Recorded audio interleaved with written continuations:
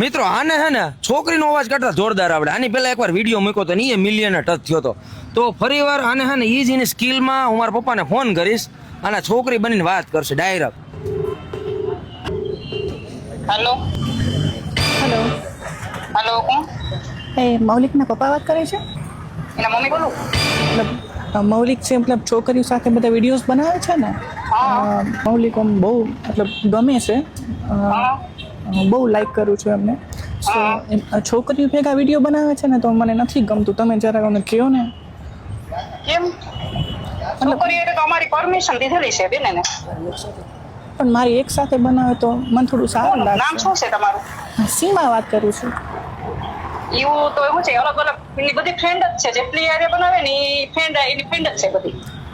અને અમારી પરમિશન લઈને બનાવે. એટલે પેલા એમાં એવું છે કે એ કોઈ પણ વિડીયો શૂટ કર્યો હોય ને તો સાંજે ઈ મને બતાવે, પછી જાહેર કરે. હું એને કહું કે ઓકે, પછી જ જાહેર કરે.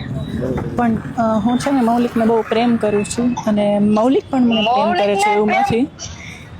એમાં એવું છે કે મૌલિકને પ્રેમ કરવાની કોઈ જરૂર જ નથી. ઈ હજી તો નાનો છે અને એની સગાઈ હું જ્યાં વિચારીને ત્યાં થાશે. મૌલિક તમને કહેતા શરમાય છે એટલે મેં હિંમત કરીને મેં જ કોલ કરી દીધો. મમ્મી છો ને એની ફ્રેન્ડ છો, મને બધી વાત શેર કરે છે, મને ગર્વ છે એની માટે. તમે કયો એ હું માનું જ નહીં. પ્લીઝ તમે થોડુંક સમજો ને આંટી પ્લીઝ. હું માનું જ નહીં. મને મારા સંસ્કાર ઉપર ભરોસો છે કે મને પૂછ્યા વગર ઈ કોઈ કામ કરે જ નહીં.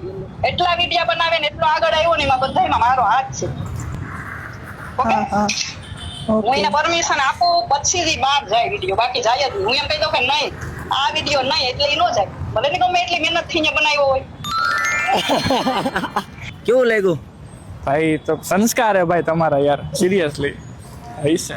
વિડીયો ગમે તો લાઈક શેર અને ફોલો કરતા જાય, કોમેન્ટ કરજો મારા મમ્મીનો સપોર્ટ કેવો લાગ્યો તમને.